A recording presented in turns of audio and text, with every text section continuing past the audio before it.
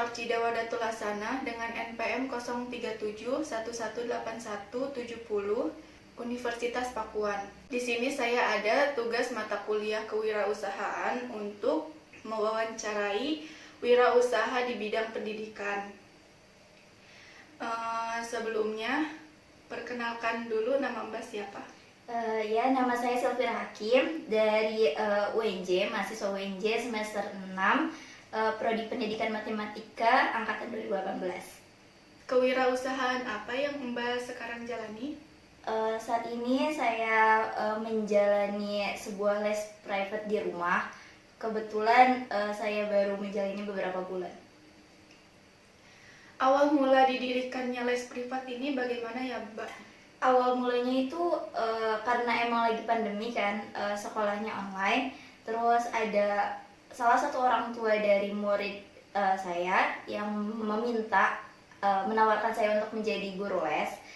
Kebetulan anaknya itu kelas 4 SD dan 1 SMP. Jadi dari situ saya berpikir bahwa ini mungkin peluang buat saya mendirikan sebuah les rumahan gitu. Walaupun emang sederhana, tapi setidaknya membantu anak-anak sekitar sini untuk belajar ketika kegiatan online kayak gini kan sekolahnya. Kasihan juga kan kalau ketika keadaannya kayak gini tuh anak-anak tuh sulit untuk belajar di rumah gitu, dan membuat orang tua juga sulit gitu. Makanya anak ini tetap belajar walaupun sekolah di rumah gitu. Bagaimana karakteristik les privat ini, Bu? Karakteristiknya mungkin ini kayak les biasa, les rumahan biasa, dan siswanya itu antara SD dan SMP. Tapi untuk SD itu semua mata pelajaran, dan SMP itu saya khususkan untuk pelajaran matematika saja karena emang background saya pendidikan matematika kan. Jadi saya khususkan untuk matematika saja. Tapi ada salah satu orang tua yang menginginkan anaknya itu untuk belajar semua mata pelajaran. Jadi lebih ke tergantung orang tuanya mau gimana gitu. Jadi kan emang tujuan awal didirikannya itu untuk membantu anak-anak yang lagi belajar online gitu kan, biar mereka tetap belajar juga di rumah gitu. Baik. Bagaimana modal awal didirikan les privat ini?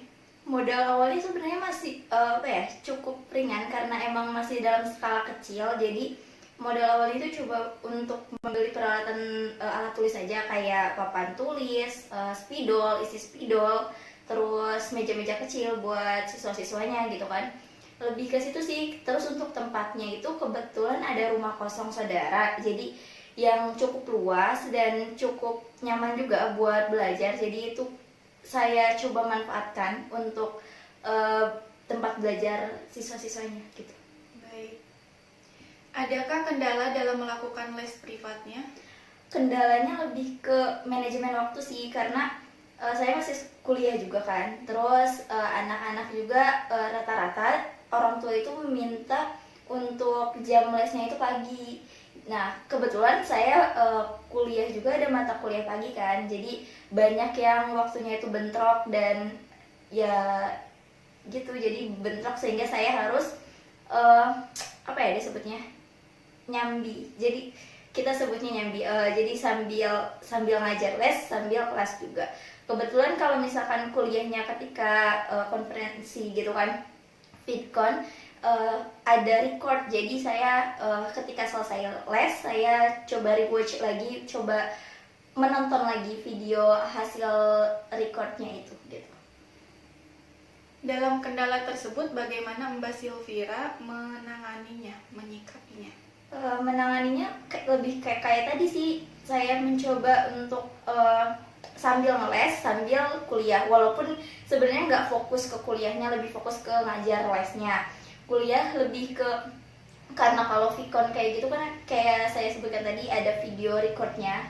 Jadi saya mencoba untuk rewatch lagi, nonton lagi setelah selesai les gitu.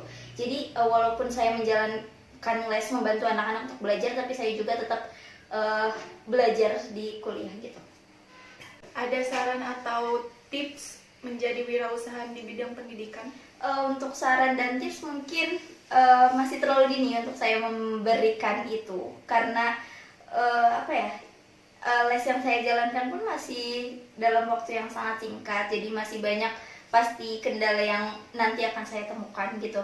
Jadi untuk saran dan tipsnya mungkin lebih ke buat kalian mahasiswa yang ingin menjalankan les dan bisa multitasking gitu kan, bisa menjalankan kuliah juga, les juga, buka les di rumah juga, apalagi dalam keadaan yang sekolah online kayak gini kan, pandemik, itu bisa jadi peluang besar buat kalian yang ingin membuka usaha les di rumah gitu kan, apalagi yang kuliah juga online kan sekarang gitu.